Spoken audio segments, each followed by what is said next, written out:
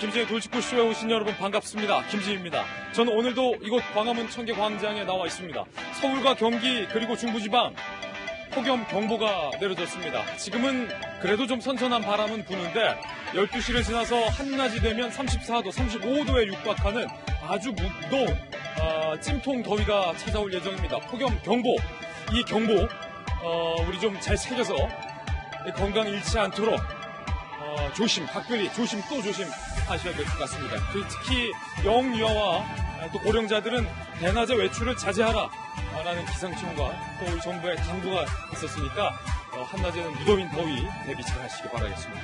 일본의 아베 총리가 작심하고 문재인 대통령의 이른바 영린을 건드렸습니다. 뭐라고 얘기했냐면 어젯밤에 아사히 TV에 나와서 문재인 대통령은 북한에 대해서 영향력이 전혀 없다라는 취지의 발언을 한 겁니다. 아베가 뭔가 작정했다. 우리 청와대도 작심한 듯 일본에 대한 보복 이야기까지 나왔습니다. 잠시 후에 상세한 이야기 전해보겠습니다. 전 비가 오나 눈이 오나 매일 아침 이곳에서 여러분을 기다리겠습니다. 김지의 돌직구쇼 지금 라이브로 시작합니다. 잠깐만요.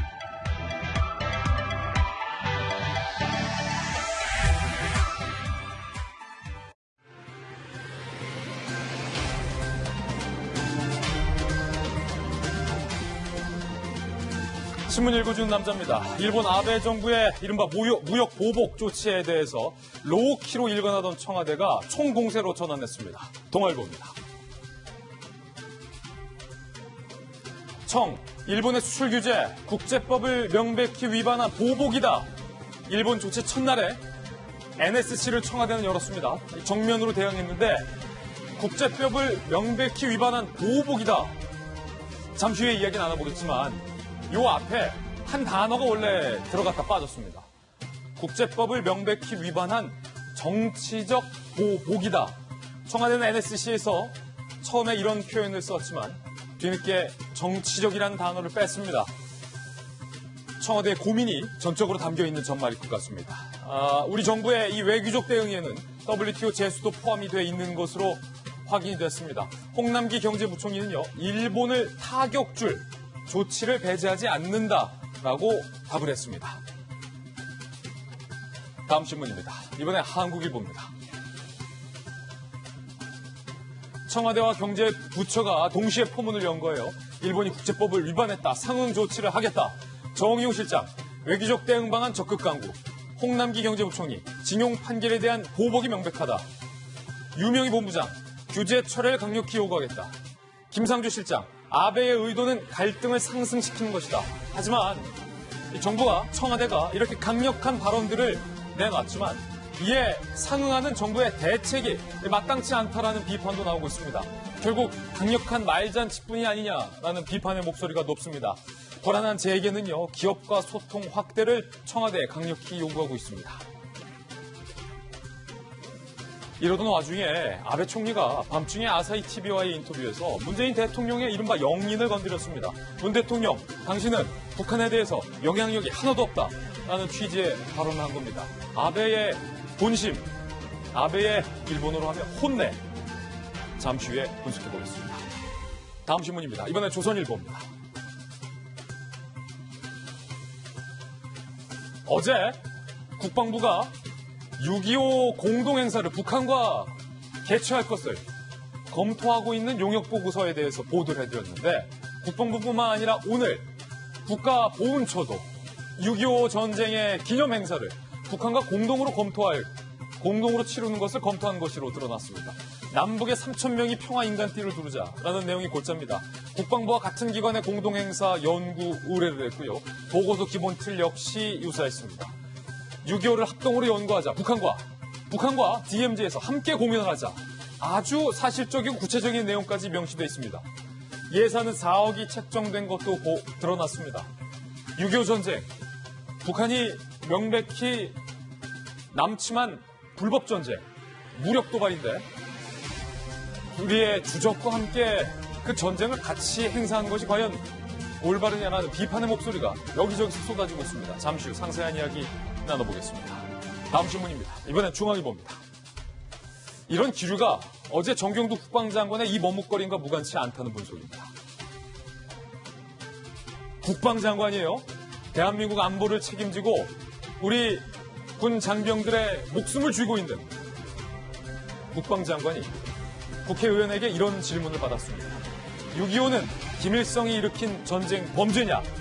라는 질문에 국방장관이 무려 4초가 넘는 시간 동안 답을 못했습니다. 머뭇거렸다.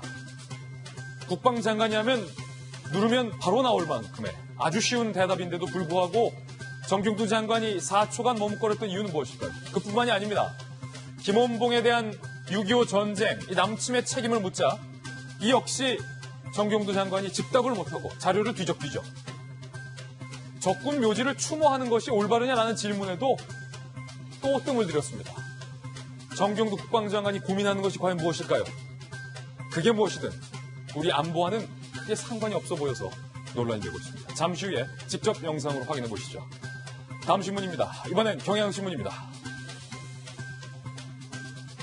서울 신사역 인근에서 잠원동에서 철과도 5층 건물이 와르르 붕괴됐습니다. 지나가던 차량을 덮쳐서 안타깝게 한 명이 목숨을 잃었습니다. 한 명 구조 뒤 사망, 그리고 3명이 부상, 노동자 4명은 대피했고 주민들은 예전부터 잔해물이 떨어졌다 이렇게 이야기를 했습니다. 마침 이 건물이 무너지는 장면을 블랙박스 영상에 담겼는데 그 영상이 오늘 방금 입수됐습니다. 직접 한번 살펴보시죠. 자, 갑자기 철거 중이던 건물에서 번쩍하는 섬광과 함께 우르르 건물이 무너지는 영상이 지나가던 차의 블랙박스 화면에 선명하게 찍혔습니다. 건물이 붕괴되는 영상은 지금 처음 공개된 겁니다. 얼마나 그때 당시 아비규환이었는지 이 블랙박스 영상으로 고스란히 드러나는데요. 잠시 후에 이 블랙박스 영상과 잠원동 건물 붕괴 사건 잠시 후에 이야기 나눠보겠습니다. 다음 신문입니다. 이번엔 한겨레 신문입니다.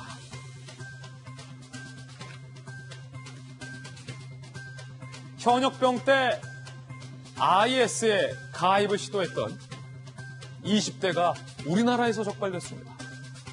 현역병이었어요. 육군 폭파병이었어요. 그리고 군에서 폭파 장치를 훔쳐서 테러를 모의했던 사실까지 밝혀졌습니다. 입대 전 이 20대는요. IS의 자료를 수집했고 손전해 왔습니다. 그리고 군 내에서 폭파병 교육 때 이 군의 장비까지 훔친 것이 드러났습니다. 이 사실 그런데 우리는 몰랐고 FBI가 우리에게 알려준 사실이 드러났습니다. 잠시 후에 취재수첩 Y에서 도대체 이 우리 현역병이 어떻게 IS에 가입을 하려 했고 테러까지 모의하려 했는지 그 전말 취재수첩 Y에서 생생히 전해드리겠습니다. 지금까지 신문 읽어주는 남자였습니다. 네, 오늘 아침 저와 함께 등판한 등판 선수 소개합니다. 저희 돌직구쇼의 전담 변호사, 잘생긴 꽃미남 탐정 손소 변호사 나왔습니다. 그리고 저희 돌직구쇼의 명콤비입니다. 서울시 정무부시장을 역임한 민주당의 김영주 전 의원, 청와대 대변인과 여가부 장관 출신의 김희정 전 장관 모셨습니다. 눈에 보이는 모든 것을 의심하고 분석하라 한국이미지전략연구소의 허은하 소장님과 돌직구쇼의 명품 시그니처 김병인 박사 나왔습니다. 모두 어서 오세요. 반갑습니다. 네, 오늘의 키워드 3가지도 바로 살펴보겠습니다. 첫 번째 키워드입니다. 청참전. 청와대가 일본의 경제보복, 무역보복에 공식적으로 총공세로 전환했습니다. 참전했다. 두 번째 키워드는요. 고유정의 섬뜩한 문자. 어제 검찰의 공소장 내용 일부가 공개됐습니다. 고유정의 섬뜩한 문자는 과연 이번엔 무엇이었을까요? 세 번째 키워드는 정경두 국방장관이 당연한 질문에 진땀을 흘렸습니다. 그것부터 뭔가 이상한 겁니다. 상세하게 3가지 이야기 오늘 전하겠습니다. 김지혜 돌직구쇼 오늘의 탑뉴스로 시작합니다.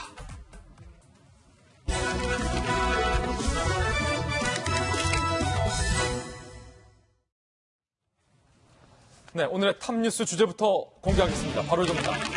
일본어로 어떤 사람의 본심을 혼내라고 합니다. 이 사람의 마음, 이 사람의 진짜 의중, 혼내. 아베의 혼내가 간밤중 발언으로 드러났습니다. 아베가 문재인 대통령을 향해서 이렇게 얘기했습니다. 아베 신조 일본 총리가 그젯밤 TV아사히 인터뷰, 한국에 관련된 질문이 나오자 크게 흥분을 한 겁니다. 그러면서 이렇게 얘기해요. 지금 북한에 가장 영향이 있는 사람은 문재인 대통령이 아니다. 시진핑 주석과 트럼프 대통령. 그러니까 끊임없이 문 대통령이 중재자, 운전자 역할을 계속 강조했는데 아베 총리가 이에 대해서 발끈하면서 무시한 거죠. 문 대통령이 북한에 영향력이 뭐가 있냐라는 투로 폄하하는 발언을 공식적으로 TV 아사히 인터뷰에서 한 겁니다. 그간의 무역 보복 조치에 아베 총리가 문 대통령을 향한 감정의 골이 상당히 깊구나를 보여주는 아베의 본심, 혼내가 드러난 인터뷰 대목입니다. 그런데 일본 국민도 놀란 것은 바로 이 표현입니다. 같은 인터뷰 내용에서 한국의 일본의 후쿠시마 수산물 금수 조치와 관련된 질문이 나왔는데 이런 표현을 썼어요. 아베 총리가. 저쪽 편. 한국을 향해서 저짝. 이렇게 얘기해요. 저쪽 편이 더 많은 지역을 추가할지도 모릅니다. 일본도 할 때는 뭐든 한다는 걸 보여줘야 한다. 근데 아베 총리가 쓴 이 저쪽 편, 일본어로 무코가와라는 표현인데요. 이 무코가와는 적대적 관계에 상대방을 칭하는 표현입니다. 적대적 관계. 일본 유력 언론사 간부는 이거는 일상 대화에서도 사용하기 조심스러운 표현이다. 무코가와, 저쪽이라니. 북한에 대해서도 사용하지 않는다. 그러니까 일본이 북한보다 한국을 더 싫어하고 있다. 라는 아베의 본심, 아베 총리의 혼내가 드러난 표현이었습니다. 상황이 이러자 로키로 일관하던 청와대도 총공세로 돌아섰는데요. NSC를 연 거예요. NSC 회의 결과 청와대가 일본의 수출 규제는 국제법을 명백히 위반한 보복적 성격으로 규정한다. 그러니까 아베 총리가 지금 우리한테 보복하고 있다. 청와대가 공개 선언한 겁니다. WTO 제소 포함한 외교적 대응 방안을 적극 강화하겠다라고 공식적으로 밝혔습니다.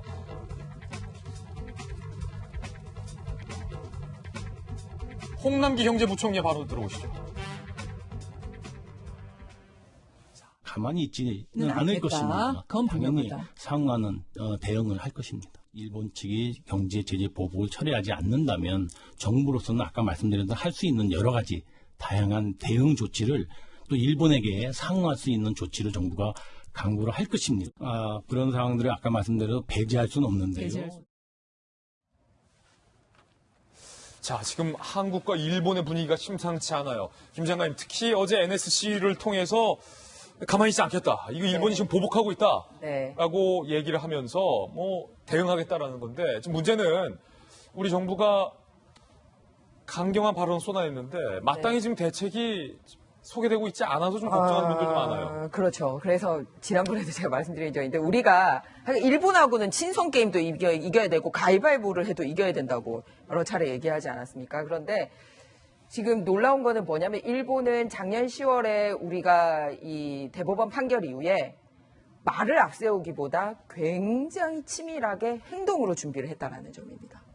예를 들어서 감광제 같은 경우는 정말 연구해야지만 알 수 있는 파장까지 다 연구를 해가지고 먼저 짠 발표를 하고 난 다음에 그 다음에 말로 약 올린 거예요. 왜냐하면 우리 대통령께서 북한에 대한 영향력으로 세계적 지위를 이렇게 누리고 또 주목받고 있다는 걸 아니까 경제 보복이라는 행동으로 먼저 딱 하고 그 다음에 말로 약 올리는 것까지 이렇게 갑니다.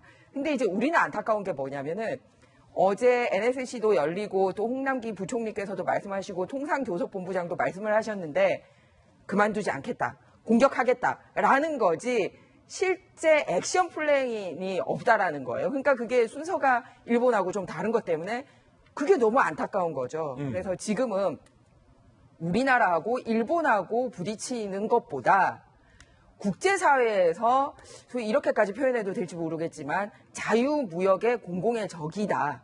일본이. 예. 그거를 알려내는 게 굉장히 중요할 것 같아요. 왜냐하면은 지금 전문가들은 반도체 같은 경우에 4개월은 버틸 수 있다고 얘기하지만 우리나라 반도체 생산이 안 되면 타격을 보는 나라들이 한둘이 아니거든요. 그렇죠. 네. 그리고 OLED도 마찬가지고 그러니까 이게 대한민국만 겪는 문제가 아니라 우리나라 반도체나 디스플레이 가져가는 다른 나라에도 문제가 될 수 있다라는 부분에서 그런 회사나 나라들과 공동의 대응을 해서 국제사회 질서를 깨고 있는 거다라는 거를 알리는 게 굉장히 중요하지 우리하고 일본하고 또 하나의 한일전으로 팍 해가지고는 좋은 결과를 못 얻지 않을까. 그러니까 감정을 자제하고라도 가급적 우리 편을 많이 만드는 작업이 필요할 것 같습니다. 예, 사실은 어제까지만 하더라도 청와대 또 강경화 외교부 장관, 산업부 장관이 오히려 기업 관계자들에게 왜 기업들이 이거를 알지 못했느냐라고 우왕좌왕하는 모습을 보인 것, 많은 질타가 쏟아지고 있다는 것 소개해드렸는데 이틀 만에 청와대가 총공세로 전환을 한 건데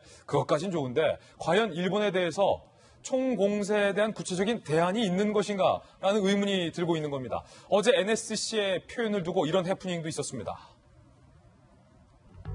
NSC 회의 결과 처음에는 일본의 이런 무역 보복은 정치적인 보복이다 라는 표현이 담겨 있었어요. 근데 26분 뒤에 청와대가 정정을 했죠. 정치적 보복이라는 표현 말고 보복적 성격이다 라고 표현을 정정한 겁니다. 고미정 대변인이 실무자 실수로 잘못 나갔다 이렇게 표현을 했는데 김영주 의원님, 이 NSC의 이 표현 수정 해프닝 이건 좀 어떻게 봐야 될까요?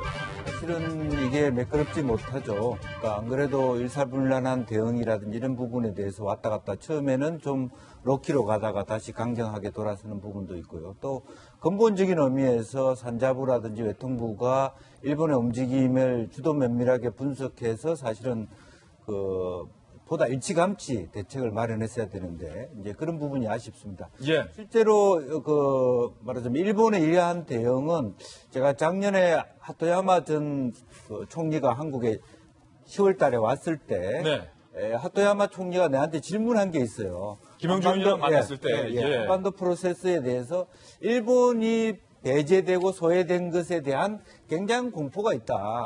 사실은 지금 문재인 대통령이 별로 중요한 역할을 하지 않는다라고 하는 부분에 있어서도 정말 트럼프가 바로 G20 행사 끝나고 판문점을 가지 않았습니까? 이런 데 대한 그리고 또 하나 지금 아베가 얘기하는 것 중에서 납북된 일본인 문제에 한국 정부가 해준 게 뭐냐 이런 부분들을 그대로 얘기하고 있거든요. 이제 그렇기 때문에 상당히 이건 일본이 갖고 있는 지리적 특성이 있습니다.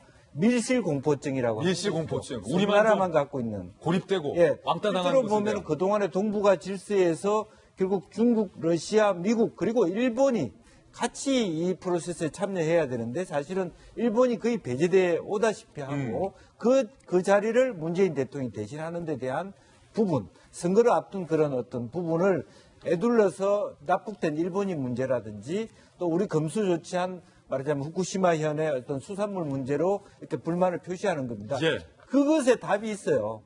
그 문제에 대하여 한국 정부가 사실은 외교적 말하자면 아래로부터의 대화를 이끌어내야 되는 거예요. 물밑에서 계속 치열하게 대화하고 협상하고 해야 된다. 예, 지금 우리나라 정부가 얘기하고 있는 소위 말하는 어떤 수입선 다변화라든지 뭐 핵심 품목 국산화는 굉장히 장기간에 요하는 문제이고. 현실성 없는 얘기 그만하라. 예, 관광 가지 마라. 불가능한 얘기입니다. 하나만 한 얘기다. 예. 그렇기 때문에 그러한 미세한 일본이 갖고 있는 일본 정치적, 국내적 어떤 선거 앞두고의 어떤 보복적 그 어떤 대응의 감지하고 하나하나 문제를 어떻게 안으로는 풀어야 되는데 그 부분이 민감하지 못했다라고 하는 부분이고 지금이라도 장기적인 또 원론적 얘기하지 말고 현실적 대책을 내놔야 될 때라고 봅니다. 예, 이 일보통 김영주 의원의 지적, 이 뼈아프게 우리 정부가 들어야 할 겁니다.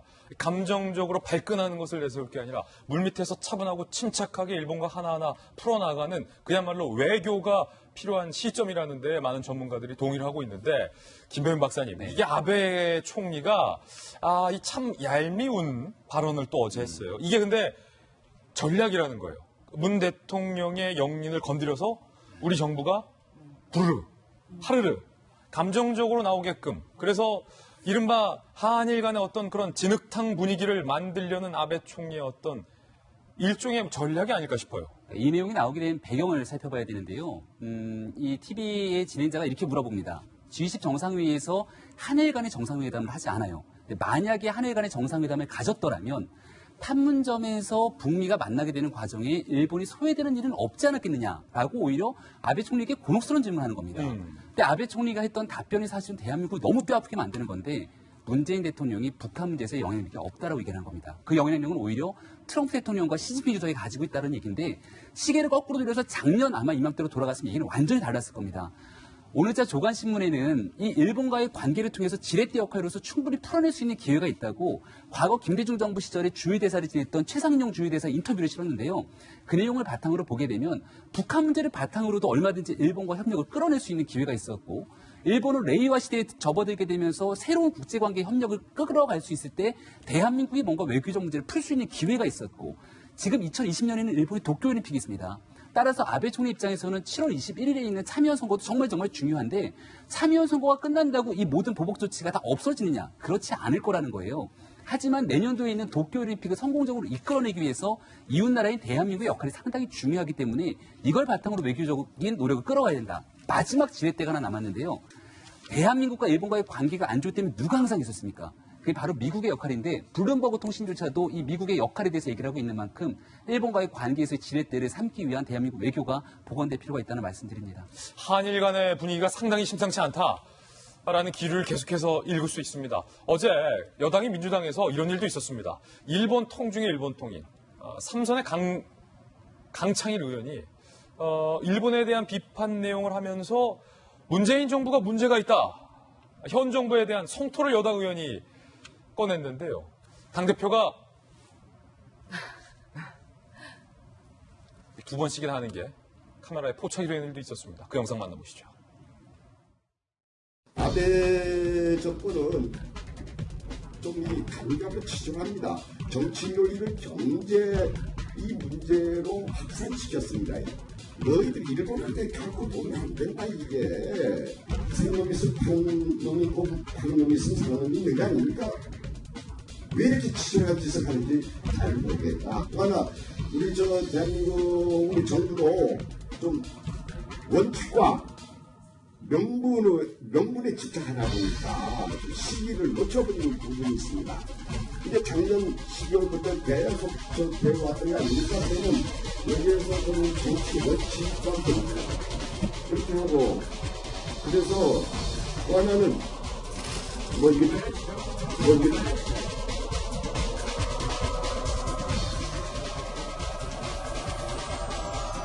언제니까 이제 더 이상 얘기하지 않겠습니다만 이거 하나만. 자, 지금 이해찬 대표가 바로 앞에 앉아 있는데 이 대표 앞에서 일본통 강창일 의원이 정부에 대한 비판적인 이야기, 뭐 민주당이긴 하지만 충분히 할 수 있다고 보거든요.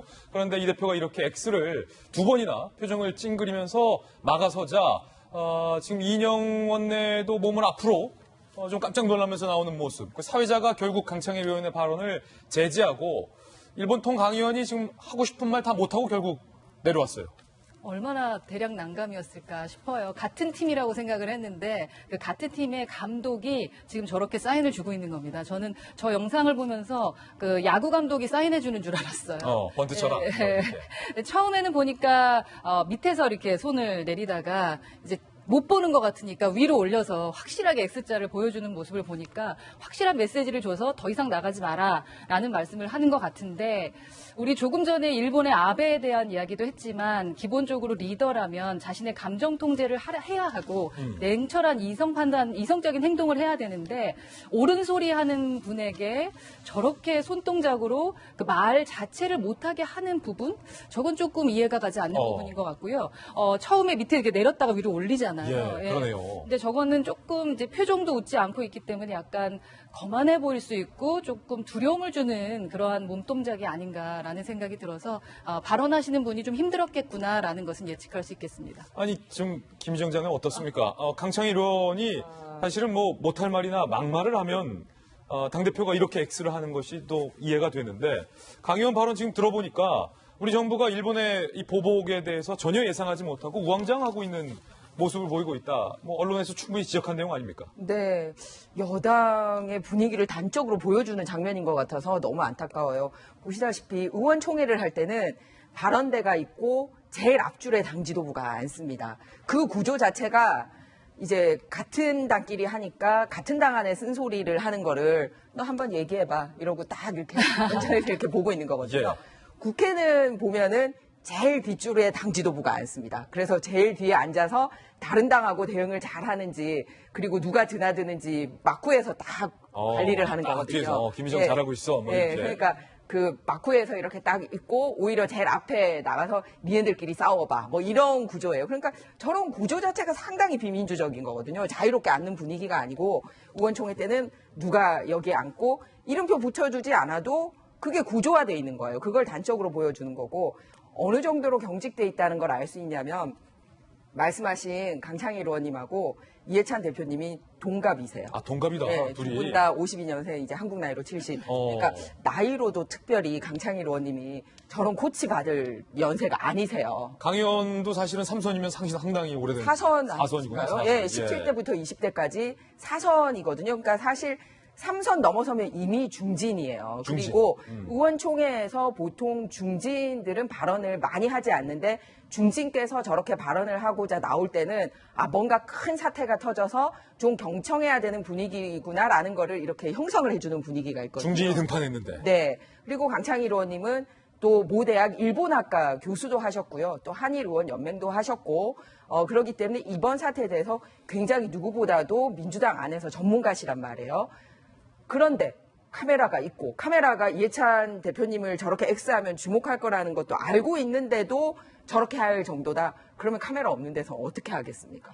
저게 이제 당내 민주화나 소위 정부에 반대되는 의견이나 다양한 의견이 아예 묵살되고 있는 걸 보여주고 있어요. 그래서 정말 뭐 친일적인 발언을 했다거나 뭐 너무 우리 국가에 저해되는 발언을 했으면 또 막아야죠. 그런 게 아닌데 저렇게 한 건 잘못된 거죠. 또 다른 방식이 있어요.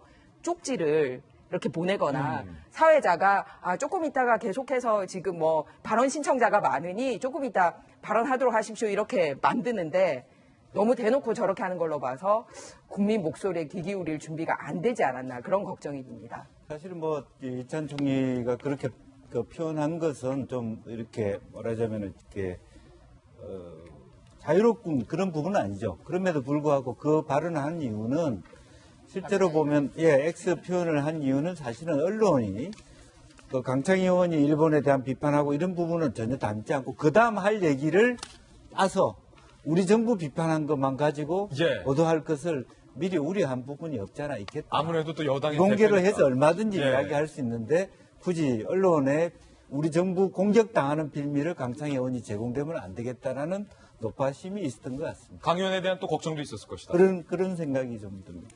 저도 좀 말씀드릴게요.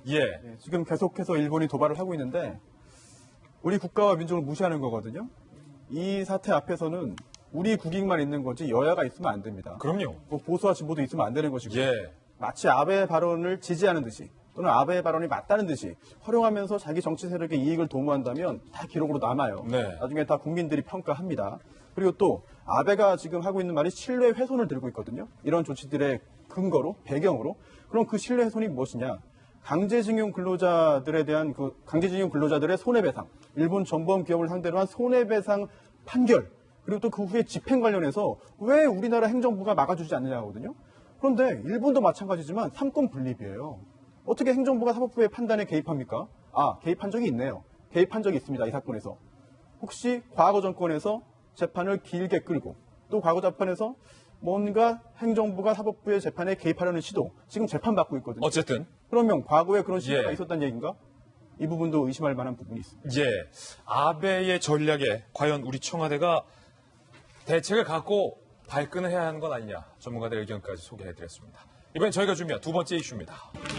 고유정의 섬뜩한 문자가 또 드러났습니다. 도대체 고유정은 어디서부터 범행을 계획했던 걸까요? 전 남편을 향한 고유정의 정말로 증폭된 증오를 여기서도 만나볼 수 있었습니다. 전 남편과 고유정 2016년 11월 전 남편이 이혼 소송을 제기한 거예요. 이 검찰의 공소장 내용이 지금 공개가 된 건데 2017년 3월 고유정이 맞소송을 제기하죠. 7개월여 만인 6월 법원의 조정 절차로 합의 이혼 그리고 11월 상당히 빠른 시일에 고유정이 현 남편과 재혼을 했다. 그런데 검찰 공소장에 따르면 고유정이 이 이혼 과정에서 전 남편을 향해서 욕설과 폭언을 쏟아내는 것이 드러납니다. XX놈, XX 쓰레기. 저 XX는 진짜 내 인생의 XX. 저런 XX 집안하고는 다신 엮이지 않도록 XX 싶다. 땡땡이도 그쪽 집과는 XX 만들고 싶다. 그리고 이 같은 폭언과 욕설을 고유정이 쏟아내고 있는 것으로 확인됐습니다. 손수 변호사님, 이혼 과정에서 이런 이야기를 하고 고유정이 전 남편을 향해서 굉장히 분노를 쏟아내고 있다는 게 지금 검찰 공소장으로 드러났어요. 네. 사실 상당히 많은 수의 그런 이혼 사건에서 상대방에 대한 분노를 표출하게 됩니다. 그리고 또 그러한 사례들은 많이 있어요.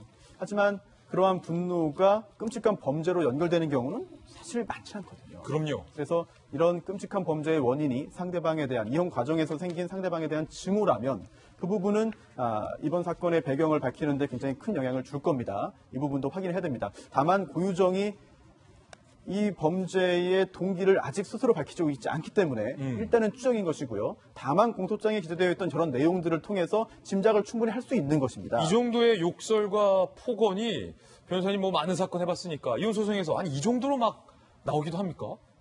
저 정도 발언은 사실 상당히 많이 나오긴 하니까 그래요? 이례적이라고 보기는 어렵습니다. 다만 저뿐만 아니라 저런 발언과 함께 있었던 그런 행동들 그리고 또 특히 재혼을 하고 그리고 또 현 남편과 전처 사이에서의 그 자녀도 있었고 그리고 또 전 남편 사이에서의 어떤 그 아들 친자식과 전 남편 사이의 관계가 유지되는 것에 대한 두려움 또는 보복 감정, 증오심 여기에 더해서 이 면접 교섭 관련해서 그렇죠. 원래 그 이혼이 이루어지려면 면접 교섭 관련해서 정한 거예요. 다 정했는데 그거를 고유정이 이행하지 않았기 때문에 전 남편이 어쩔 수 없이 법원에 다시 한번 호소해서 확인된 거거든요. 그런데 그 과정에서 계속 재판 출석을 미루다가 어쩔 수 없이 마지막에 법원에 가서 그 법원에 가서 보여준 그런 고성을 지르고 난동을 부린 그 모습. 결국 전 남편에 대한 증오심이 왜 생겼는지, 전 남편에 대한 증오심이 어느 정도였는지 등등을 이 종합적으로 판단할 수 있는 그런 상황이 된 것 같습니다. 예, 이 가운데 고유정의 또 다른 사진들, 또 다른 모습들이 속속 공개가 되고 있습니다. 직접 만나보시죠. 허은하 소장님, 지금 뭐 다양한 고유정의 모습들이 지금 속속 공개가 되고 있는데 어떻게 좀 분석을 하십니까? 글쎄, 저희가 이미 고유정에 대해서는 많은 사건을 들어왔기 때문에 저 모습이 긍정적으로 보이지는 않습니다. 그렇군요. 이게 이제 판단이 이미 섰기 때문에 그다음부터 모든 동작에 대해서 뭔가 의심을 하게 되는데요. 이게 고유정의 동창들이 지금 제보를 속속 하고 있다고요? 네, 동창들 특히 3년 내내 같은 반 했던 친구는 되게 재미있고 말도 잘하고 되게 웃겼던 친구였다라고 했었는데 자기애성은 있는 것 같아요. 자기애성 인격장애라는 것을 조금 의심해 볼 수 있지 않을까라는 생각이 드는데 자기 자신을 사랑할 수는 있는데 그게 너무 극심한 거죠. 그래서 타인을 볼 때도 자신의 이익에 필요한 사람에 대해서는 어떤 도구로만 그 사람을 활용하고 필요가 없으면 그냥 확 버려버리는, 가차없이 이제 버려버리는 그런 상대에 대해서 도구로 일종의 생각한다. 네. 근데 저 동작들을 봤을 때도 자기애성, 그리고 요즘에 워낙에 인스타그램이나 이렇게 사진을 많이 찍고 계시기 때문에 또 다른 오해가 있을까 걱정이 되지만 우리가 이미 알고 있는 고유정을 가지고 저 사진을 유추해 봤을 때는 사실 저렇게 뒷모습을 보이면서 사진을 찍는다거나 그리고 이렇게 허리 위에 손을 얹은 다음에 모습을 보이면서 사진을 찍는다라는 것은 사실 쉽지는 않잖아요. 일반적인 사람들이 이제 얼굴 위주로 많이 사진을 찍고 또 그 얼굴에 자신의 그 얼굴을 좀 예쁘게 보이게 한다거나 그런 식의 사진, 저 사진도 약간은 좀 이제 처리가 된 것 같은데 그런 식의 사진을 많이 찍는데 몸을 보여줬던 사진들을 보다 보니 또 다르게 진짜로 자기 자신에 대한 전신을 모두 다 사랑하는 여성은 아니었을까 하는 생각이 들 정도의 유추 정도는 될 수 있는 것 같습니다. 그렇군요. 사실 오늘 가장 잔인하고 소름 돋는 대목은 고유정이 범행 직후 현 남편에게 보낸 문자 메시지입니다. 먼저 고유정이 범행 전, 그러니까 마트에서 범행 도구, 전 남편을 죽이기로 결심하고 범행 도구를 사고 난 직후에 현 남편에게 이런 문자 메시지를 보냈습니다. 고유정이 범행 후에 행복을 꿈꿨다? 먼저 범행 전 현 남편에게 범행 도구를 구입하고 나서 도착하자마자 씻고 주차하고 장본거 정리하느라 연락이 늦었다. 굉장히 일상적이고 태연하게 문자를 합니다. 장본거 정리하느라 연락이 늦었다. 그리고 범행 직후에 제주도를 빠져나가면서 그러니까 고유정이 전 남편을 죽이고 시체를 유기하러 제주도를 빠져나가면서 이런 문자 메시지를 나가는 길에 현 남편에게 보냅니다. 이제는 우리가 행복해질 수 있어. 앞으로 다 잘 될 거야. 이제는 우리가 행복해질 수 있어. 앞으로 다 잘 될 거야. 이 문자 메시지를 보내는 순간 고유정은 전 남편의 시신을 들고 있었습니다. 자신이 죽인 전 남편의 시신을 자신의 손에 든 채 다른 한 손에선 현 남편에게 행복해질 수 있다라는 메시지를 보낸 것이 검찰 수사 결과 확인이 된 겁니다. 김병민 박사님, 네. 어떻게 이럴 수 있죠? 정말 저 장면을 보면서 소름이 쫙 돋을 수밖에 없는 상황이었는데요. 고유정이 왜 이렇게 끔찍한 범행을 저질렀는가에 대한 근본적인 원인이 저기서 드러나는 것 같습니다. 그러니까 사실 이 전 남편으로부터 아들에 대한 면접 교섭권 신청 때문에 저런 잔인한 범죄를 저질렀을까 생각하지 못했었던 건데 아들과의 관계를 완전하게 끊어내야겠다는 생각을 가지고 있었던 것 같아요. 그러니까 아들에게는 전 남편의 존재조차 알리지 않고 전 남편은 삼촌이라고 얘기했다는 것 아니겠습니까? 그런데 이 법원에 대한 면접교섭 신청을 통해서 결국은 아들과의 만남을 가질 수밖에 없는 것이고 이 사람이 너의 아버지다라고 얘기를 할 수밖에 없는 상황이 오게 된다면 그것을 끝끝내 받아들일 수 없었던 것 같습니다. 고유정 입장에서는 새로운 남편을 만나서 새로운 가정을 꾸리고 여기서 절대 들어와서는 안 되는 범위에 있는 사람이 바로 전 남편의 존재였을 건데 그 전 남편의 존재를 완전하게 지워버리고 난 뒤에 이제는 우리가 행복해질 수 있을 거야라고 현 남편에 보내는 저 메시지. 나중에 이 모든 사건을 인정한 것을 현 남편이 봤을 때 그 느낌이 어땠을까요? 현 남편은 이런 얘기를 하기도 합니다. 고유정은 과거에 전 남편 같은 경우가 박사과정에 재학을 하고 있었습니다.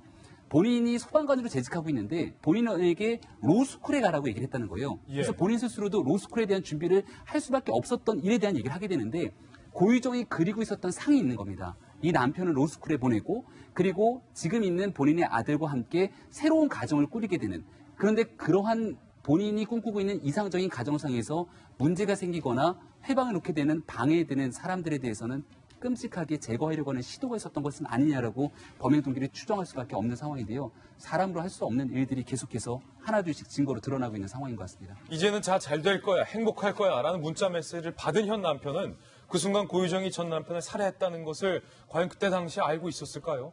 뒤늦게 알고 얼마나 소름이 돋았을까? 현 남편이 새로운 주장을 하고 있는데요. 그 내용도 한번 살펴보시죠. 지난해 10월 18일 고유정이 현 남편 사이와의 아이가 유산하는 일이 있었어요. 말다툼 뒤 가출하는 일이 있었다. 현 남편은 이렇게 주장을 하고 있습니다. 5일 뒤 현 남편이 이 카카오톡의 프로필 사진을 현 남편의 친아들, 그 고유정에게는 의붓아들이겠죠. 그렇게 돼 있었나 봐요. 의붓아들의 사진으로 돼 있으니까 고유정이 극도로 분노를 하면서 현 남편에게 이런 문자 메시지를 보냈다는 겁니다. 보란 듯이 내 새끼는 이 애다. 티낼 필요 없어. 애가 둘인데 왜 자꾸 저 애기 사진만 올리지? 얼마나 우리가 너에게 뭐뭐뭐한 존재였으면 넌 나를 능멸한 거야. 극도로 고유정이 분노하고 있습니다. 그러면서 한 달 후 고유정이 돌연 귀가를 하고 입장을 변화했다. 현 남편의 주장입니다. 아이들 모두 데려와 내 식구가 함께 살아도 좋다라고 고유정이 허락을 했다는 거예요. 갑자기. 그리고 의붓아들이 고유정 집에 도착하자마자 다음날, 바로 그 다음날 그 의붓아들이 죽습니다. 이게 좀 현 남편이 자신의 어떤 친아들 사진, 고유정한테 의붓아들 하니까 이게 극도로 화를 내면서 뭔가 집을 나갔다 들어오고 의붓아들이 들어오자마자 다음날 죽는 거 어떻게 봐야 됩니까? 아까 말씀드렸던 자기애성 인격 장애가 정말 맞는 것 같아요. 자기밖에 모르고 자기에게 필요하지 않은 사람에 대해서는 극도로 뭔가 이렇게 처리를 해버리는 거죠. 이용같이 없어버리면 없으면 바로 버리는 그러한 모습을 보여주는 게 아닌가 싶은데요. 지금 저 사건, 지금 우리가 일련의 사건을 다 알잖아요. 알고 나서 저 글을 보니까 진짜 소름이 끼치게 되는 부분인 것 같습니다. 어떻게 평범한 여자분이 자기 자신에 대한 사랑과 자기 아들에 대한 사랑 때문에 전 좀 솔직히 이해가 좀 잘 안 가는 부분인데 프로필 사진 하나도 정말 신경 써야 되는구나. 지금 모든 국민이 지금 극도로 정말 그 공포와 두려움을 느끼게 되는 것 같아요. 옆에 사람 믿을 수 있겠습니까? 저렇게 평범했던 사람이 한 남편을 죽이고 또 아이도 죽였을 수 있다라는 그런 것을 우리가 아는 지금 시점에서는 저 여성의 여러 가지의 일련의 활동들이 우리 국민들을 공포에 떨게 하고 있는 것은 맞는 것 같습니다. 김장관님. 그 성격이 드러나요. 왜냐면 프로필 사진에서조차 앞으로 자기는 재혼하지 않고 그냥 처음부터 이렇게 단란한 가정인 것처럼 하고 싶은데 저런 흔적 하나 자체도 왜 그때는 애 한 명 사진만 올렸을까라고 염두에 두는 거잖아요. 넌 날 능멸한 거야. 네. 그리고 알리바이를 만드는 과정에 있어서도 이미 죽여놓고 그 죽인 남편하고 자기하고 문자 서로 주고받는 것처럼 했잖아요. 너 성폭력 했지 않느냐. 그리고 남편 이름으로 죽은 남편 이름으로 자기한테 미안하다. 네 재혼한지 몰랐다. 이런 식으로. 그러니까 굉장히 꼼꼼하고 이런 알리바이까지 만드는 걸로 봐서 이런 성격으로 봐서 절대로 즉흥적인 살인이 아니다라는 게 이렇게 드러나고 있는 거예요. 예. 그리고 더 깜짝 놀란 건 뭐냐면 피해자 코스프레를 하고 있다라는 겁니다. 왜냐하면 지금 사회적으로 이렇게 성 문제에 대해서는 굉장히 사람들이 이렇게 약자다라고 생각을 하고 있잖아요. 그러니까 그 부분에 있어서 나는 당했고 그래서 나는 정당방위다. 그러니까 내가 피해자야라는 식으로 알리바이를 만든 게 결정적으로 이 문자이지 않나라는 생각이 듭니다. 고유정이 변호인을 꾸린 것으로 확인이 됐는데 초호화 변호인이라는 얘기가 나오고 있습니다. 5명을 선임했어요. 법무법인 2곳에서 재판에 준비에 들어갔다. 그런데 형사소송법 논문을 다수 작성한 판사 출신도 들어가 있고 화려해요. 한 가지 좀 특이한 게 손소 변사님, 생명과학을 전공한 변호사도 이 고유정의 변호인 5명 중에 1명이 들어가 있다. 네. 이건 어떻게 봐야 됩니까? 생명과학. 사실 피고인이 이제 재판을 받을 텐데 재판받으면서 본인을 변호해줄 변호인을 어떻게 꾸리는지는 굉장히 중요한 문제입니다. 그런데 변호사가 지금 5명이에요. 5명인데 실질적으로 이 일을 하는 사람은 누구냐? 또는 실질적으로 고유정과 관련이 있어서 사건을 맡긴 사람은 누구냐? 이게 5명 전원은 아닐 수 있습니다. 즉 양쪽 법무법인 2곳이기 때문에 각 법무법인당 1명씩일 수도 있어요. 직접적으로 접촉을 한 사람은. 다만 그렇다면 그 법무법인에 속한 변호사들은 다 거기에 들어가는 거기 때문에 정말 5명이 전념을 다해서 이 일을 하느냐 이거는 뭐 다른 차원의 문제가 됩니다. 그리고 또 생명과학을 전공한 변호사인데 저 변호사 때문에 그 해당 법무법인을 선임했을 가능성도 있지만 우연히 그 법무법인의 대표 변호사와 뭐 친분이 있어서 선임했는데 그 법무법인에 생명과학을 전공한 변호사가 있더라. 이럴 가능성도 있는 겁니다. 그렇죠. 네, 특히 이 사건에 있어서 변호사의 역할이 그리 크지 않아요. 할 게 없다. 그렇게 중요하지 않아요. 그러니까 그거 국선 변호인을 통해서 선처를 구하는 게 더 효과적일 수 있습니다. 그래요? 첫 번째 쟁점은 살인했느냐거든요. 이미 자백을 했습니다. 물론 번복할 수 있지만 증거가 많아요. 두 번째, 우발적이냐 계획적이냐. 우발적이라고 주장하고 있지만 계획적으로 볼 만한 여러 가지 증거가 너무나 많습니다. 변호사가 뭐 뒤집을 수가 없다. 할 게 없어 보여요. 그렇기 때문에 이 변호사 5명 선임한 게 큰 의미는 없어 보이고 다만 한 가지 이건 꼭 짚어야 되는 거는 지금 재판 받을 일이 이 사건 하나가 아닐 수 있다. 혹시라도 의부자들 사망 사건 관련해서 혹시라도 고유정이 수사 선상에 올라 있기 때문에 추후에 재판을 받게 된다면 그 사건과 함께 일관된 변호 전략을 펼 필요도 있기 때문에 그런 고려까지 한 것이 아닌가 이런 생각도 듭니다. 좀 상당히 예리한 부분인데 고유정이 붙잡힐 당시에 경찰한테 그랬다잖아요. 생각보다 빨리 찾았네.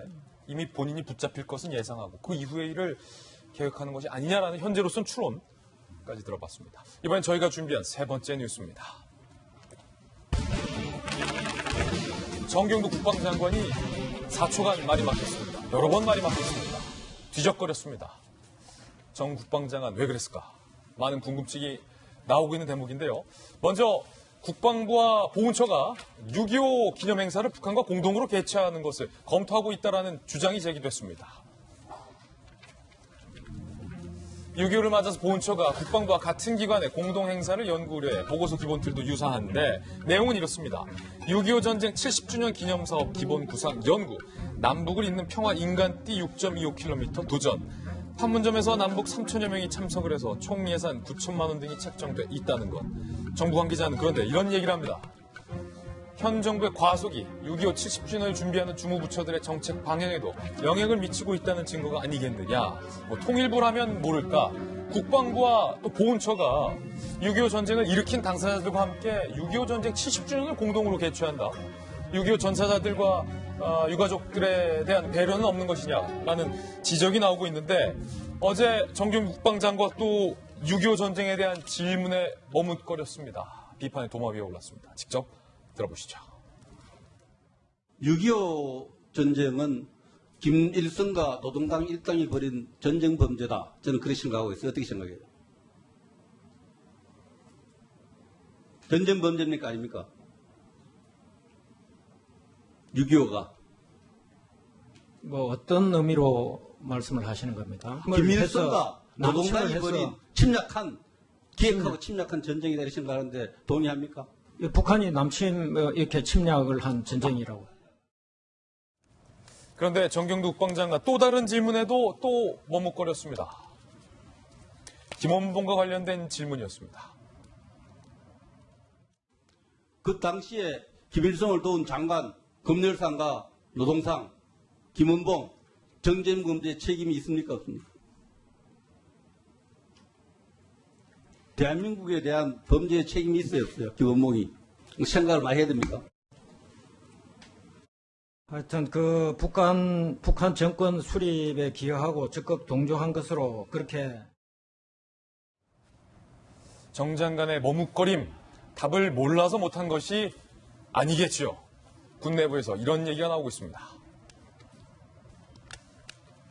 군 관계자들, 국방장관이라면 당연히 일말의 주저함 없이 대답했어야 한다. 예비역 장성 A씨는요, 국방장관의 국가관과 대북관을 걱정해야 하는 현실이 개탄스럽다라는 얘기가 나오고 있는데, 김 장관님, 정 장관이, 국방장관이 이 질문에 대한 답을 모르거나 질문을 이해 못했을 가능성은 거의 제로. 그렇다면 왜 이리도 주저주저, 뒤적뒤적, 머뭇머뭇한 겁니까? 진짜 뭐라 말씀을 드려야 할지 모르겠습니다. 아니, 대한민국 국방장관 이름으로 저 자리에 앉아 계신 거잖아요. 그러면 정치적인 해석이 필요한 질문을 한 게 아니라 그냥 누구나 다 알고 있는 거를 질문을 했습니다. 그런데 거기에 대한 답도 못했을 뿐만 아니라 거꾸로 무슨 의미로 질문을 하냐고 거꾸로 물었어요. 국방이야말로 정치를 배제하고 사실관계에 입각해서 어디서든 당당하게 대답할 수 있어야 됩니다. 그런데 하나 더, 방금 장면 안 나왔지만 또 뭐가 있었냐면 적군 묘지 추모제에 있었던 거를 이주영 의원님이 질문을 한 부분이 있어요. 그래가지고 그것도 역시 거기 파주에 있는 게 적군 묘지 맞습니까? 라고 얘기했더니 그때도 역시 답을 못하고 머뭇거렸어요. 아니, 지금 대한민국 국방부 장관이 적군이 어디고 아군이 어딘지 구분을 못하고 있는 겁니까? 저런 것까지 정치적인 해석을 해야 되니까 너무 안타까워요. 그래서 군이야말로 정치적인 해석하지 말고 사실관계에 입각해서 당당하게 해달라. 그게 역시 이번에 목선 내려왔을 때도 마찬가지지 않은가. 그래야지 국민들이 믿고 임할 수 있다. 왜 자꾸 저렇게 정치적으로 머뭇거리고 눈치 보고 이렇게 하는지. 더군다나 김원봉 질문 나왔을 때는 대답만 못했을 뿐만 아니라 이 서류 가지고 온 거 뒤지기까지 했어요. 그 말은 누군가가 지침을 줬다는 얘기입니다. 그러니까 그거 보고 그대로 읽으신 거예요. 이런 식으로 하시려면 국방부 장관 스스로 물러나시는 게 대한민국 국방에 도움이 될 것 같습니다. 김영주 의원님, 사실은 북한 목선 때문에 경계에 실패한 사건, 경계에 실패한 것보다 우리 국민들은 그 이후에 정부가 보인 태도에 대해서 많이 의문을 갖고 있는 상황에 국방부 장관이 또 한 번 뭔가 머뭇거리는 모습. 네. 그 장관이 아직도 정확하게 왜 이게 문제가 되는지를 잘 모르는 것 같습니다.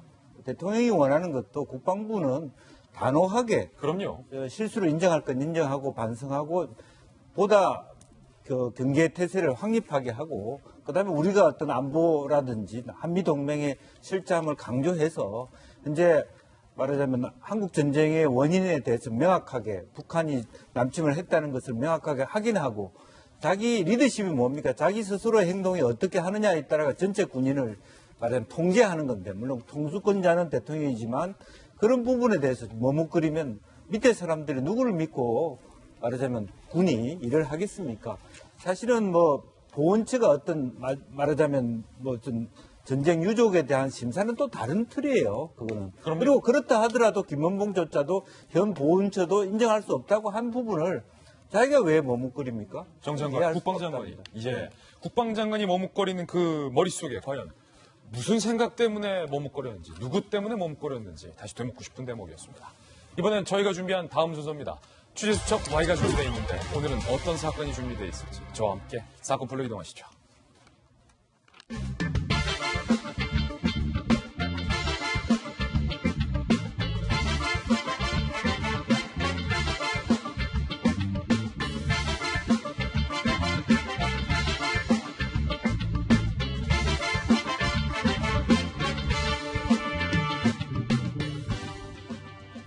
취재수첩 Y입니다. 건국대 경찰학과의 이웅혁 교수님 모셨습니다. 이 교수님 어서 오세요. 네, 안녕하십니까. 그리고 손 변호사님도 함께 하겠습니다.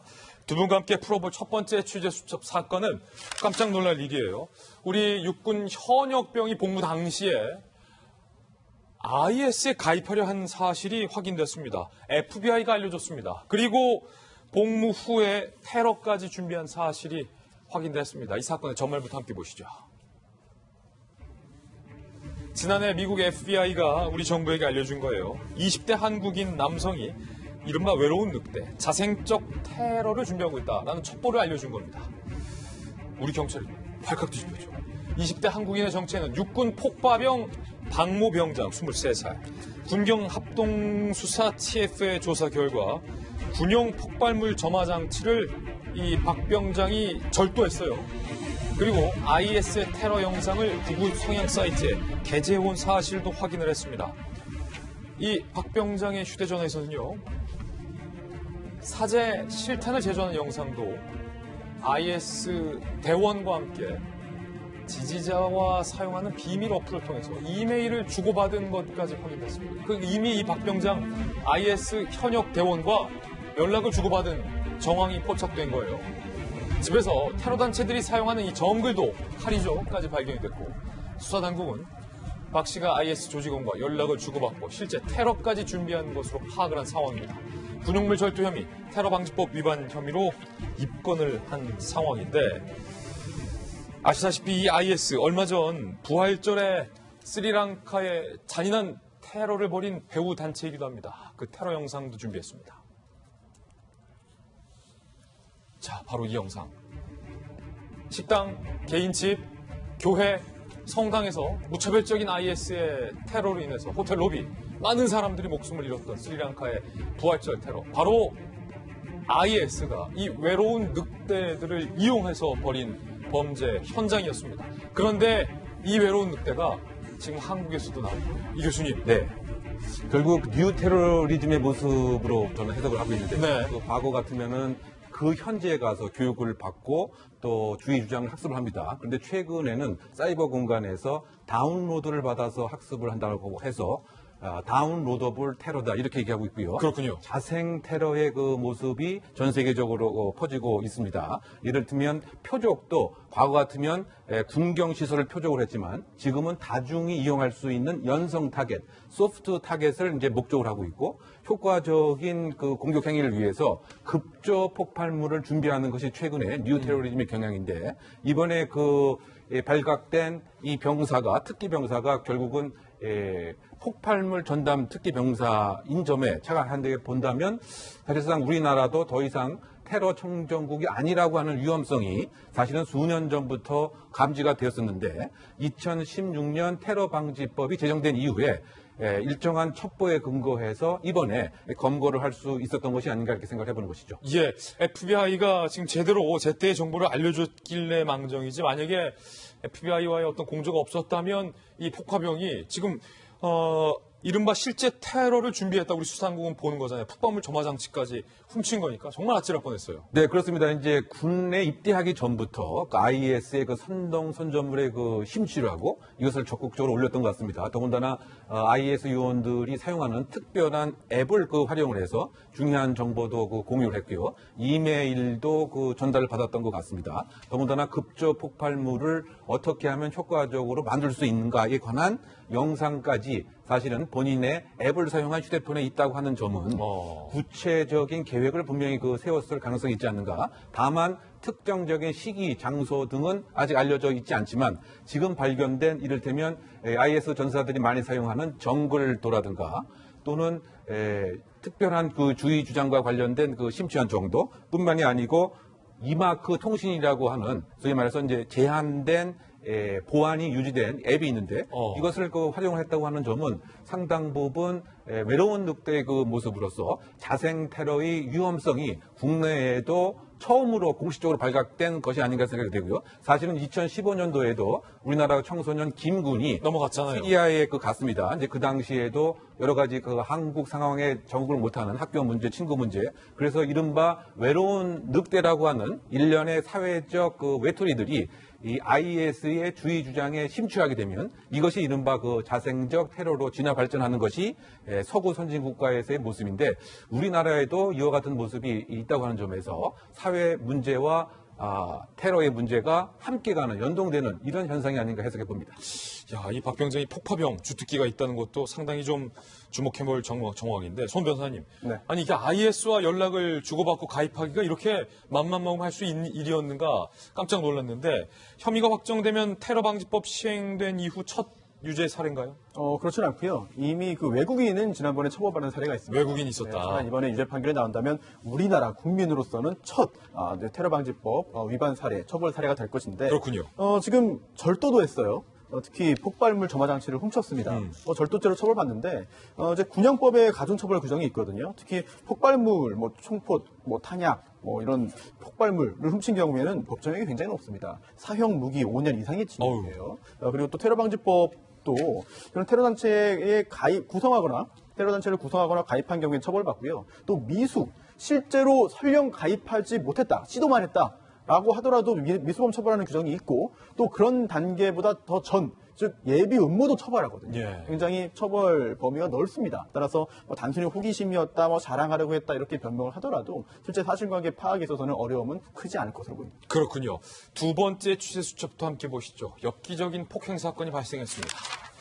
9살 제자를 무차별 폭행한 선생님, 발냄새 격분했습니다. 전말 함께 보시죠. 지난달 18일 포천시의 한 초등학교에서 2학년이면 9살짜리 꼬마 여자 애기인데 2학년 A양이 담임교사 B씨에게 37살 B씨에게 복도로 끌려나가서 이렇게 사진에 보이시는 것처럼 뺨을 무차별적으로 폭행을 당해서 얼굴이 부어오르는 등 전치 10일의 폭행을 당합니다. 그런데 왜 이 선생님이 화가 났느냐? 이 어린 제자의 낙서 때문에 격분을 했다. 쉬는 시간 A양이 칠판에 선생님 아저씨 발냄새 나요. 라고 낙서를 했다.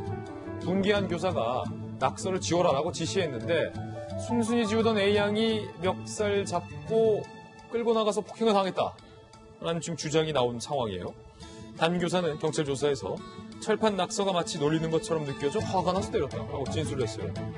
아동학대 혐의로 불구속 입건됐는데 A양이 심각한 트라우마로 지금 등교를 거부하고 있다. 전학을 요청한 계획이라고 합니다.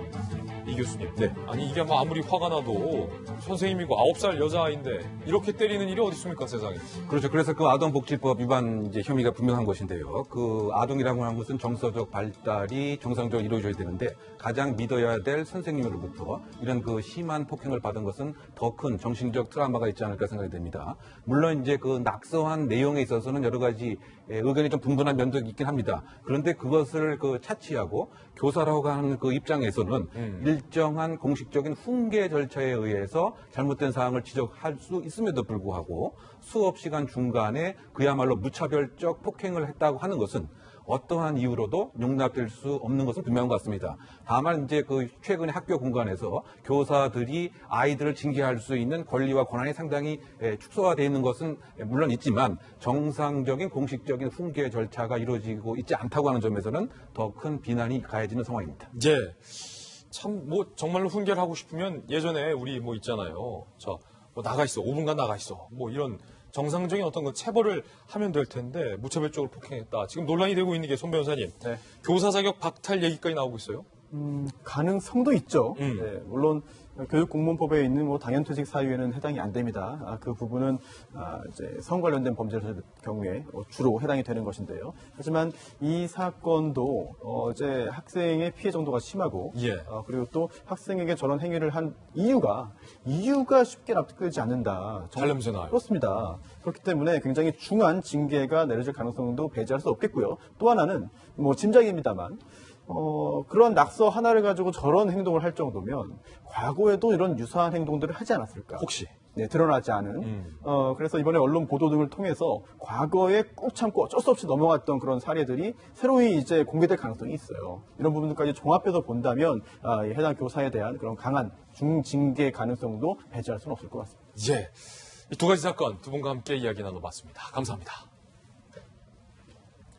다음 순서입니다. 이번에 오늘의 학풀 시간인데요. 오늘은 과연 어떤 분들이 학풀 4인방에 선정됐을지 학풀 4인방부터 바로 만나보시죠. 첫 번째 하풀은 지금 멧돼지가 바다에서 지금 헤엄을 치고 있는 겁니까? 멧돼지가, 헤엄치는 멧돼지가 주인공. 두 번째는 어제 오후 안타까운 일, 잠원동에서 벌어진 건물 붕괴 사고. 세 번째는 이재용 회장과 손정희 회장, 이재용 부회장과 손정희 회장의 사진. 그리고 우통을 벗고 지금 돌아다니는 한 아저씨네요, 아저씨. 어디 아저씨인지 하나하나씩 전해드리겠습니다. 바다 한가운데서 헤엄치는 이 생물의 정체는 바로 다름 아닌 멧돼지. 이 전북 부안 해상에 난데없이 이 멧돼지가 바다에서 수영을 치고 있는 겁니다. 전북 부안해양경찰서에 따르면 그제 오후 때마침 인근을 지나던 여객선 승객이 해경에 신고를 합니다. 경찰서죠. 지금 바다 위인데요. 멧돼지가 호적되고 있어요. 출동한 해경은 부안군 해경과 유해조사단은 구조함정을 타고 멧돼지에게 접근을 시도했는데 다가오는 구조함정에 겁을 먹었던 걸까요? 60kg가량의 멧돼지가 선체를 들이받으며 몸부림치던 끝에 결국 실탄을 맞고 사살됐습니다. 해경은 멧돼지가 어떤 경로로 바다에 뛰어들었는지 알 수 없다고 설명하면서 멧돼지는 유해동물로 분류돼 구조가 아닌 사살하도록 규정돼 있다고 밝혔는데요. 그래도 굳이 바다 한가운데서 호적되는 멧돼지를 굳이 사살했어야 하느냐라는 안타까움이 드는 한편 과연 이 멧돼지가 어디서 여기까지 헤엄쳐서 왔는지 여전히 의문으로 남는 상황이 아닐 수 없습니다. 혹시 김병 박사님, 그 북한에서 요즘 유행하고 있는 아프리카 돼지 열병 때문에 얼마 전에 이낙연 국무총리가 그 헤엄쳐서 헤엄을 잘 쳐요, 멧돼지들 원래. 저희들 그 군 복무하다 보면 가끔 장마 때 멧돼지가 눈앞에서 강을 건너는 모습도 많이 보거든요. 아빠, 엄마, 애기 멧돼지까지 싹 다 강 건너가는 거 봤는데 혹시 저 멧돼지가 북한에서 수험 쳐서 건너온 멧돼지는 아닐까? 그러기에는 거리가 너무 멀기 때문에. 그게 너무 전북이다. 네네. 예. 그럴 가능성은 좀 적지 않을까 생각이 들고요. 위도를 향해서 헤엄쳐서 가고 있었다고 하니까 그 중간에서 뭔가의 문제가 있었을지는 좀 우리가 확인이 필요한 대목으로 보입니다.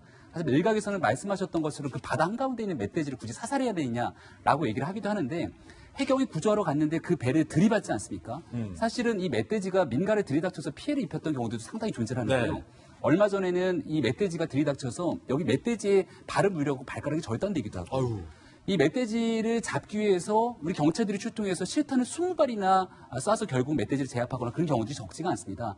이 과정 속에서 만약에 위도를 향해서 가거나 뭔가 또 다른 문제가 발생할 수 있는 가능성 때문에 아마 매뉴얼과 원칙에 따라서 사살하지 않았을까라는 생각이 드는데 뭔가 이 동물에 대한 안타까운 마음이 있습니다만은 일단 그럴 수밖에 없었던 저간의 사정들도 우리가 이해하지 예. 않을까 생각이 됩니다. 여기서의 의문은 별로 중요한 의문은 아닐 수도 있는데 김영주 의원님 이 친구가 어디서 왔느냐 저는 이렇게 자꾸 궁금하죠. 아마 이제 변산 반도니까 어떻게 보면 지리산 인근 쪽에서 내려왔을 가능성이 많아요. 지리산에서 내려와서 쭉 내려오다 보니까 변산 반도까지 내장산이나 그 주변 산에서 왔을 가능성이 많고 그제 또 저쪽이 되게 더웠다고 해요. 네네. 아무래도 이제 그런 배가 고팠거나 더웠거나 이제 바다에 뛰어들 어떤 그런 기후 변화를 말하자면 있는데 실제적으로 지금 이제 위해 조수라고 하는 건 산림청장이 고지를 합니다. 멧돼지, 고라니, 꿩, 오리 같은 부분. 고라니도요? 네, 그리고 실제적으로 신안군 같은 데는 멧돼지 사살 잡으면 포상금까지 주거든요. 그만큼 농작물과 가축, 그다음에 건물에 피해를 주기 때문에 그런 부분들은 정당한 거. 물론 이제 바다에 빠진 멧돼지까지 해야 되느냐 하는 것은 판단의 부분이 있지만 근본적으로는 아마 이게 위해 조수로 되어 있기 때문에 아마 그렇게밖에 할 수밖에 없는 거고 관할은 부안군 환경과. 관할 구청까지도 알아봐 취재해 주셨는데 이게 사실은 이름도 김 장관님 좀 이게 우리가 돼지 하면 좀 뭔가 친근하고 친숙하고 좀 순하고 좀 게으른 이미지잖아요. 근데 저게 이름만 멧돼지지 사실은 돼지랑은 성향이 전혀 달라요. 집돼지랑은. 네. 그래서 농작물 폐해를 많이 주다 보니 유해 동물로 분류가 됐는데 그런 것도 아니잖아요. 그래서 사실 이 기사를 보고 네티즌들 반응이 있어요. 어떤 거요? 하나는 그러니까 배 내려왔을 때는 제대로 대처 못하더니 멧돼지에는 정말 빠른 대처를 한다. 목선에는 제대로 대처 못하더니. 네, 그러고 또 두 번째는 그것도 빠른 대처가 아니라 승객이 그렇죠. 승객이 신고했죠. 그런데 두 번째는 멧돼지도 떠나고 싶었다. 우리나라를. 너무 나간 거 아닙니까, 김장관? 아니 더웠다 이런 얘기를 좀 하고. 먹을 게 있었으면 저렇게 헤엄쳐서 안 갔어요. 예. 먹이가 없었다는 얘기거든요. 그래서 참 불쌍한 동물을 보면서도 여러 가지 우리의 사정을 빗댄 얘기들이 오가는 그 상황이 슬픈 그런 얘기죠. 예, 그런 댓글도 좀 있었다라는 거고, 멧돼지가 뭐 대한민국을 떠났다라는 것은 조금 그래도 좀 과도한 어떤 소식이 아닐까라는 생각도 한번 해봅니다. 이번엔 두 번째 하플, 안타까운 사고. 함께 보시죠. 어떻게 이런 일이 있죠. 안타깝습니다. 서울 강남 한복판에서 철거 중이던 건물이 무너져서 20대 여성 1명이 숨지고 3명이 다치는 사고가 발생했습니다. 블랙박스 영상도 새로 공개됐는데 일단은 그 사고 당시의 영상부터 직접 한번 살펴보시죠. 네, 지금 블랙박스 영상을 한번 보시면요. 차량들이 강남 도로를 주행 중인 그런 상황인데 이거 잠시 멈췄다가 다시 차량들이 지금 슬금슬금 이동을 하기 시작하는데요. 그러면서 오른쪽에 철거 중인 건물이 조금씩 보이기 시작하는데 어떤 남성도 지금 철거 건물 앞을 지나쳐갑니다. 그런데 이때 바로 지금 갑자기 건물이 와르르 무너지면서 앞에 차량들을 덮치고 전신주까지 쓰러져 불꽃이 튀며 순식간에 현장은 아수라장이 됩니다. 자, 바로 이 모습입니다. 해당 건물은 지상 5층, 지하 1층짜리 건물로 재건축을 위해 철거 작업 중에 있던 상황이었는데요. 숨진 여성은 공교롭게도 인근 도로에서 신호 대기하던 저 차 안에 있다가 갑자기 무너진 건물 외벽에 참변을 당한 것으로 알려졌습니다. 함께 차량에 타고 있던 중상을 입은 남성과 결혼을 바로 앞둔 예비 신부라는 것이 밝혀져서 더욱더 안타까움을 더하고 있습니다. 30톤 무게의 콘크리트 외벽에 깔려 사고 3시간 반 만에 어렵게 구조되었지만 끝내 숨진 상황. 예비 신부의 목숨을 앗아간 이 건물 붕괴에 대해 사고 현장 인근에 사는 주민들 사이에서는 사고 전날부터 붕괴 조짐이 있었다라는 얘기까지 나오고 있습니다. 들어보시죠.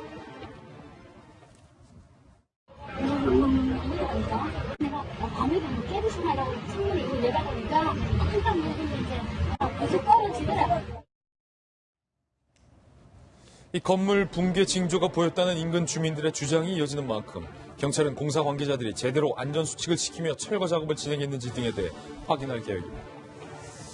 이 소장님이 하필 사망한 사망한 모든 사람들의 목숨이 소중하지만 더욱더 안타까운 것이 바로 옆에 이제 예비 신랑 신부가 타고 있었는데 신부가 이제 목숨을 잃고 예비 신랑도 중상을 입었다. 네, 가장 행복해야 될 시간인데 그 결혼 반지 찾으러 가다가 그런 사고를 당한. 반지를 찾으러 가다가. 네. 예. 그러니까 정말 더 마음이 짠합니다.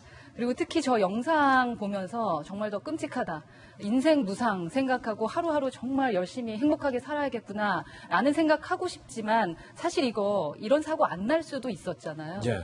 저 무너지는 모습을 보니까 삼풍백화점도 생각나고 또 성수대교도 생각나고 없어도 될 저 사건들 저런 사고 때문에 왜 행복해야 될 사람들이 목숨을 잃어야 되나 라는 생각이 들어서 우선 두 분의 한 분의 명복을 빌고 또한 그 살아있는 남편은 어떨까요? 앞으로 사랑을 할 수 있을까? 얼마나 미안할까라는 생각 때문에 마음이 짠하고 정말 슬픕니다. 확실히 김병현 박사님, 네. 철거 중인 건물이 이렇게 붕괴되는 것은 이례적인 거고 이것이 자연적으로 붕괴된 것이 아니라 누군가의 어떤 안전 불감증 혹은 수칙을 무시한 것 때문에 붕괴가 됐다라면 이거 사고 원인 분명히 밝혀내야 돼요. 정상적인 철거 과정이 있었다면 저렇게 붕괴됐을까라고 하는 의구심은 당연히 가질 수 있습니다. 아마 지금 현재 얘기가 되고 있는 것은 지하 1층에 있는 천장을 철거하는 과정에서 갑자기 한쪽이 기울어지면서 전체에 있는 5층 과정이 다 우르르 무너지고 그게 도로를 덮쳤다라고 얘기를 하고 있는 건데 중간에 있는 과정상의 문제 실수들이 반드시 제기될 수 있는 상황으로 보여지고요. 조금 전에 이 신혼부부 얘기가 나왔는데 2달 전에 상견례를 가졌다 그래요. 부모 입장에서 오열하고 지금 이 남성 같은 경우도 현재 의식불명으로 있으면서도 다리에 감각이 없다 이렇게 얘기를 하고 있는데 이 장례식장에 철거업체 관계자가 왔을 때 이 부모들이 오열해서 어떻게 이렇게 철거를 할 수가 있냐고 얘기를 했다고 합니다. 철거 과정에서의 문제도 마찬가지지만 해당 관할 구청에서는 여기에 대한 신고를 받고 관리 감독에 문제가 없었는지까지도 분명히 따져 물어야 되기 때문에 저 장면 CCTV에 보다 보면은 저기에 바로 지나가는 남성 사람도 한 명 보이지 않습니까? 그러니까 저 자리에 굉장히 더 많은 사람들이 있었다면 엄청난 인명피해가 커질 수밖에 없는 이런 상황을 신사역 바로 근처에 있는 잠원동 대한민국 중심부 한복판에 있는 곳이에요. 아유, 저 순간도 아찔했어요. 그러니까 상상할 수 없는 일이 대한민국 이 도심 한복판에서 일어났기 때문에 이 일에 대한 분명한 사고 원인 규명이 일단 신속하게 이루어져야 될 것으로 보입니다. 예. 우리나라가 이제 건축이나 이런 거를 잘한다라고 얘기하는 게 뭐냐면 짓기만 잘하는 게 아니라 저런 철거를 하고 그런 것도 안전하게 잘하는 것 때문에 얻은 명성이거든요. 그래서 지금 저기서 문제 지적하고 싶은 건 뭐냐면 정말 이게 무너진 것도 잘못된 거지만 무너져도 원래는 철거 이 규정을 따랐다면 그 떨어지는 그 시멘트 같은 게 밖으로 떨어지면 안 돼요. 그렇군요. 예. 안으로 떨어지게 조치를 하는 게 뼈대 세우고 가림막하고 하는 거거든요. 그러니까 무너진 것도 잘못됐지만 밖으로 떨어졌기 때문에 저 사고 아니라도 큰 사고로 이어질 수 있는 그런 상황이었다라는 말씀을 드리고 싶어요. 그래서 한 번 이 철거 그 심의받는데 부결됐다고 하더라고요. 그렇군요. 그리고 재심에서 통과됐다고 하던데 첫 번째 부결의 사유가 뭐였고 그 부결의 사유가 이렇게 회복이 돼서 허가가 난 건지가 궁금하고 그리고 두 번째는 이러이러한 절차에 따라서 철거하겠습니다라고 신고한 대로 철거 작업이 이루어졌는지 이런 게 밝혀지지 않으면 도심 곳곳에 지금 공사하는 데 많잖아요. 그런 데서 똑같은 사고가 일어날 수 있기 때문에 그런 부분을 예. 짚어봐야 됩니다. 특히 이제 여름이라 비 많이 오고 바람 불 거고 하잖아요. 그래서 전반적인 점검이 좀 필요할 것 같습니다. 좋은 지적해 주셨어요. 이번 기회에 좀 다른 위험한 건물들도 좀 네. 촘촘히 좀 점검을 해봐야 될 것 같습니다. 이번엔 다음 하프 주인공입니다. 이재용 삼성전자 부회장이 요즘 바쁘다. 왜 이런지 바쁘다. 여기저기 만나고 있다. 이런 기사들이 오늘 실리고 있어요. 어제는 손정희 일본 소프트뱅크 그룹 회장과의 만남을 위해서 이재용 부회장을 비롯해서 대기업 총수들이 또다시 한자리에 모였습니다. 요즘 한일 관계, 저희가 앞서 심각하게 전해드렸지만 이런 기업인들 사이에서의 어떤 한일 간의 교류가 지금은 일단은 중요하다라는 말씀 드려요. 평소 손정희 회장의 평소 격이 없이 지내는 이재용 부회장에게 요청을 해서 만들어진 자리인데 두 사람은 만찬 장소에 도착하는 40분간 같은 차량에 동행해 사실상 단독 회동을 가지기도 했습니다. 특히 올해 들어 재계 총수로서는 유일하게 한국을 찾은 모든 해외 정사금 국빈들과 만남을 가지면서 일종의 존재감을 드러낸 이재용 부회장. 지난 2월 모디 인도 총리와의 방한을 시작으로 조지 부시 전 미 대통령, 빈 살만 사우디 왕세자, 트럼프 대통령, 그리고 손정희 회장까지 올해만 들어서만 벌써 6차례. 경영 보폭 확대 속에 경제와 외교까지 넘나드는 이재용 부회장의 행보에 더욱더 비추가 주목되는 가운데 일본의 경제 보복으로 위기를 맞은 상황에서 우리 기업에서 뭔가를 풀어낼 수 있을런지 어떤 그런 가능성과 해법을 얻었는지 이 부분에도 주목이 되고 있습니다. 선진국이 되려면 우통을 제발 좀 입고 다니자. 우통 벗고 활보 금지. 최근 중국에서 대대적으로 단속 중인 우통 훌떡 금지 캠페인. 근데 요즘 진짜 벗고 싶어요. 무더운 여름 중국에서 흔히 볼 수 있는 풍경이 바로 이거예요.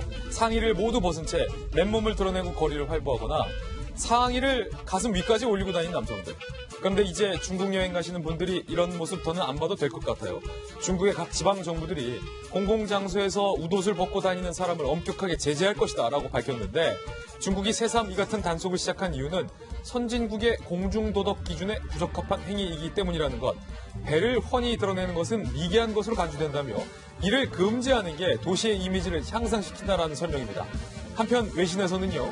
그동안의 이 같은 중국 문화가 90년대 선풍적인 인기를 끌었던 이 홍콩 영화에서 배우들이 항상 근육과 문신을 자랑스럽게 드러내고 다녔던 영향도 있다라고 지적하기도 했습니다.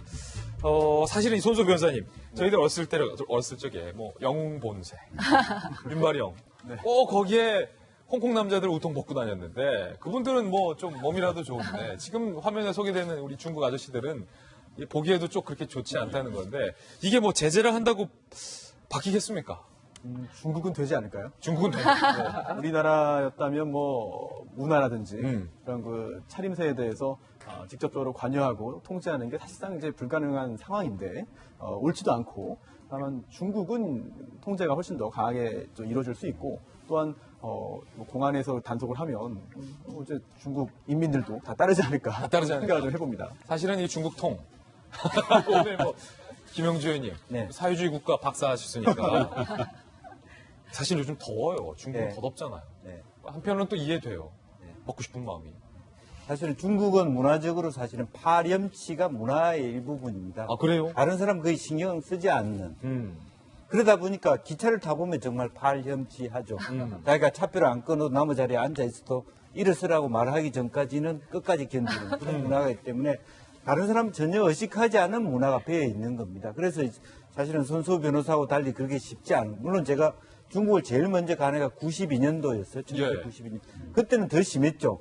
지금 베이징 같은 경우는 훨씬 많이 줄여졌습니다만 아직도 지방은 그럴 겁니다. 그런데 제가 이 뉴스를 보면서 제가 또 기억나는 것은 중국의 화장실에 갔더니 남자 화장실 앞에 일보 전진 문명 대약진 이렇게 한 걸음 경기에 한 걸음 더 다가가면 문명 대약진. 중국 문명이 더 발전된다 이런 그런 문화는 화장실 문화는 맞네요. 개선될 수 있는데 맞아요. 보통 문화는 그렇게 쉽게 개선되기 어렵다. 다만 어쨌든 전 세계가 보는 그런 중국이 된 만큼 G2가 되지 않았습니까?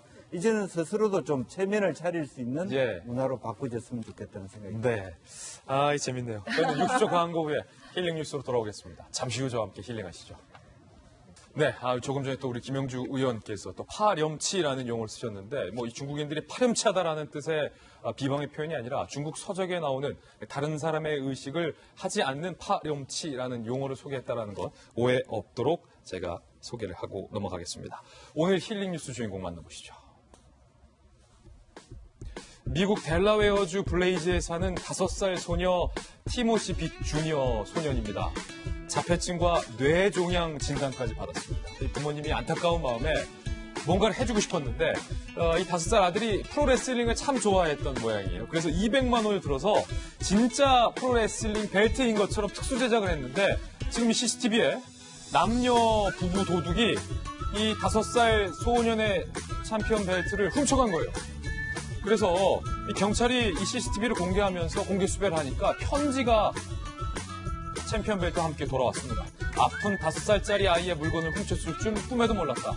나도 6살짜리 아들이 있다. 내 자신이 부끄럽다. 라는 도둑들의 편지가 담겨 있었습니다. 그러면서 상자 안에 무엇이 들어있든 팔면 돈 몇 푼 벌 수 있지 않을까라는 생각이었다라고 털어놓으며 장문의 편지와 함께 이 챔피언 벨트를 소년에게 다시 갖다 줬다고 하는 임정만 넘치는 도둑의 사연인데요. 그 당국의 경찰 얘기는 이렇습니다. 2명 모두 아이 엄마였고 마약에 빠진 노숙자 신세였다라고 얘기를 해서 죄를 묻지 않기로 이들에게도 적절한 도움을 주기로 수사 당국도 결정을 했다고 합니다. 이 5살 소년이 이 챔피언 벨트 받고 뇌종양도 좀 치료받고 자폐증도 극복할 수 있기를 저희 돌직구쇼가 먼 바다 건너에서 응원하겠습니다. 여러분들 이번 한 주도 정말 고생 많으셨습니다. 좋은 주말 보내시고 저희 다음 주 월요일 아침에 인사드리겠습니다. 오늘 하루는 분명 어제보다 나을 겁니다. 좋은 하루 되십시오. 고맙습니다.